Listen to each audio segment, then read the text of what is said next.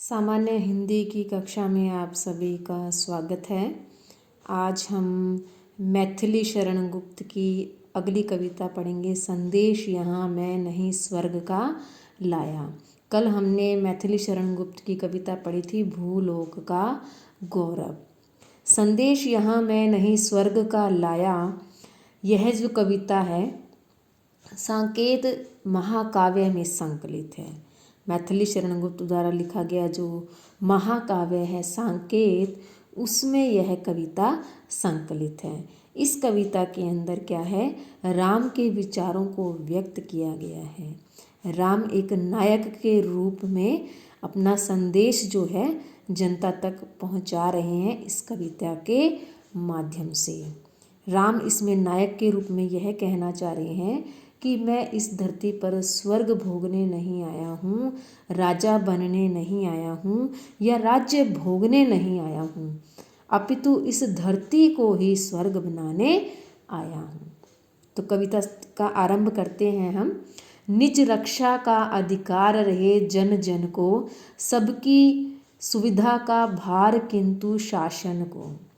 इसमें राम कहते हैं कि जो सामान्य जनता है उनको जो है अपने अधिकारों की रक्षा का अधिकार होना चाहिए, अपनी रक्षा का अधिकार उनको होना चाहिए। निज रक्षा अर्थात स्वयं की जीवन रक्षा, इसका अधिकार उन्हें होना चाहिए। लेकिन सभी लोगों की, जनता की सुख सुविधा का जो उत्तरदायित्व है वो शासक का है, या जो राज व्यवस्था को चला रहा है यह उत्तरदायित्व उसका बनता है कि वह सबकी सुख सुविधाओं का ध्यान रखे।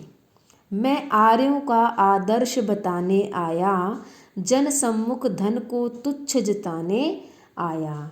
प्रस्तुत पंक्ति में कवि मैथिली शरण गुप्त कहते हैं कि मैं भारतीयों को उनके आदर्शों को बताने आया हूँ, मैं राजा को उनके आदर्श बताने आया हूँ और सारी जनता के सुख के आगे धन के सुख को तुच्छ बताने आया हूँ। देखिए ध्यान दीजिए, मैं आर्यों का आदर्श बताने आया, जन सम्मुख धन को तुच्छ जताने आया, अर्थात भारतीयों के आदर्श को बताने आया हूँ, राजाओं के आदर्श को बताने आया हूँ कि उनके क्या कर्तव्य हैं, उन्हें जनता के साथ कैसा व्यवहार करना चाहिए, उनकी सुख सुविधा का ध्यान रखना चाहिए, अर्थात राजा को उनके कर्तव्य बताने आया हूँ। और जनता के सुख सर्वोपरि है, उसके आगे धन क्या है वो तुच्छ है। सुख शांति हेतु मैं क्रांति मचाने आया, विश्वासी का विश्वास बचाने आया, अर्थात इस संसार में सुख शांति बनी रहे। और क्या है, अर्थात सुख शांति के द्वारा क्या है, मैं इस समाज के अंदर एक नया बदलाव लाने आया हूँ। जो लोग ईश्वर पर विश्वास करते हैं उनके विश्वास को बचाने आया हूँ। मैं आया उनके हेतु कि जो तापित हैं, जो विवश विकल बलहीन दीन शापित हैं। आगे कवि कहता है कि मैं जो दुखी परेशान विवश बेबस और गरीब शापित जो लोग हैं उनको बचाने आया हूँ। ठीक है, हो जाएं अभय वे जिन्हें की भय भासित हैं, अर्थात जो डरे हुए हैं वे क्या हैं, भय से अब मुक्त हो जाएं, क्योंकि उनको भय से मुक्त करने के लिए मैं आया हूँ। ठीक है, आगे देखिए, जो कोणप कुल से मूक सदृश शासित है, मैं आया जिसमें बनी रहे मर्यादा।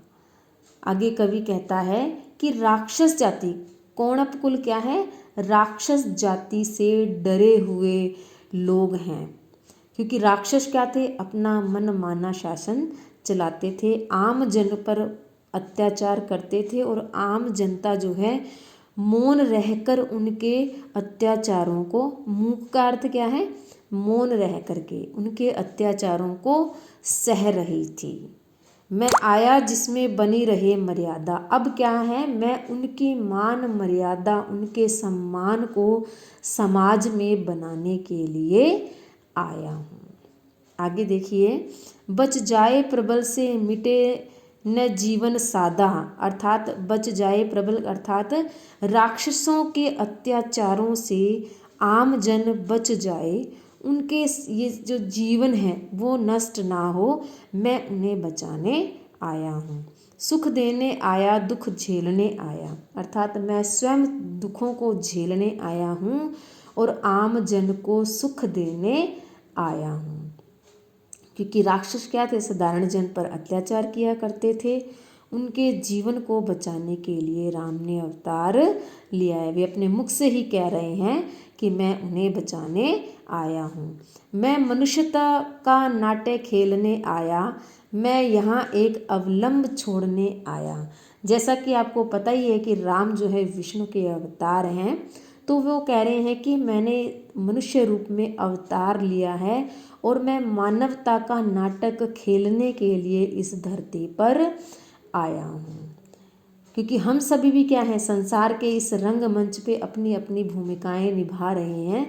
उसी प्रकार भगवान राम भी क्या है, मनुष्य रूप में क्या है, अपनी लीला कर रहे हैं और लोगों क्या है, अपने राम के नाम का सहारा देने आया हूँ। अर्थात राम का नाम का जो अवलंब है वो सहारा सबसे बड़ा है। जब भी हम पर कोई कष्ट आता है, कठिनाई आता है, तो हम राम को पुकारते हैं कि हे राम हमारी रक्षा करो। तो ये एक अवलंब हमें श्री राम ने ही धरती पे आकर के अपने नाम का अवलंब दिया है। आगे देखिए, गढ़ने आया हूँ नहीं तोड़ने आया, मैं यहाँ जोड़ने आया नहीं बांटने आया। आगे कवि कह रहा है कि मैं यहाँ पर नव निर्माण करने आया हूँ। अर्थात क्या है, गढ़ने आया हूँ का अर्थ है नव निर्माण करने आया हूँ, विनाश करने नहीं आया हूँ। तोड़ने का अर्थ क्या है, विनाश करना। मैं यहाँ पर धन संपदा यश कीर्ति का संचय करने नहीं आया हूँ। जोड़ने का अर्थ क्या है, संचय करना। संचय किसका, यश का, धन कीर्ति का संचय। तो वो कह रहे हैं कि मैं इसका संचय करने नहीं आया हूँ, मैं तो लोगों में बांटने आया हूँ, अर्थात उनकी सुख सुविधाओं को देने आया हूँ। जग उत्पन्न के जंखाड़ छांटने आया, मैं राज्य भोगने नहीं भुगाने आया। आगे कवि कहता है कि संसार रूपी बगीचे की बुराई रूपी झाड़ियों को साफ करने आया हूँ। आपको पता ही है, सुंदर से सुंदर उपवन भी क्या है, अगर वहाँ पर घास फूस की झाड़ियाँ लगी होती हैं तो उसकी शोभा समाप्त कर देती हैं। उसी प्रकार राम कह रहे हैं कि मैं इस संसार रूपी उपवन से यहाँ पर जो बुराई रूपी जो झाड़ियाँ हैं उन्हें साफ करने आया हूँ। ठीक है, मैं राज्य को भोगने नहीं भुगाने आया हूँ। अर्थात मैं स्वयं राज्य को भोगने नहीं आया हूँ, बल्कि जनता को, आम जन को राज्य देने आया हूँ। जैसा कि आपने देखा ही था, लंका का राजा बनाया था विभीषण को, है ना। तो ये मतलब राम खुद भी तो राज्य भोग सकते थे, लंका के राजा बन सकते थे, लेकिन उन्होंने विभीषण को बनाया। तो इस बात से यहाँ सिद्ध हो रहा है कि राम कह रहे हैं कि मैं यहाँ पर राज्य भोगने नहीं भुगाने आया हूँ। हंसों को मुक्ति चुगाने आया, अर्थात जो सज्जन लोग हैं, हंस का अर्थ क्या है, सज्जन लोग, उनको मुक्ति रूपी मोती चुगाने आया हूँ। अर्थात मुक्ति रूपी मोती का अर्थ क्या है, मुक्ति का मार्ग दिखाने आया हूँ। आगे देखिए, भव में नव वैभव व्याप्त कराने आया, कि इस संसार के अंदर क्या है, मैं नए वैभव का संचार करने आया हूँ। नर को ईश्वरता प्राप्त कराने आया, अर्थात नर को ही ईश्वर का बोध कराने और मनुष्य के अंदर ही ईश्वरीय गुणों को व्याप्त करने के लिए आया हूँ। आगे देखिए, संदेश यहाँ मैं नहीं स्वर्ग का लाया, इस भूतल को ही स्वर्ग बनाने आया, कि मैं इस धरती को क्या है, मैं कहीं से कोई स्वर्ग का संदेशा नहीं लेकर आया हूँ, बल्कि इस धरती को ही, भारत भूमि को ही स्वर्ग बनाने आया हूँ। अर्थात मनुष्य क्या है, अपने अच्छे कर्मों से क्या है, इस भारत भूमि को स्वर्ग बना सकता है।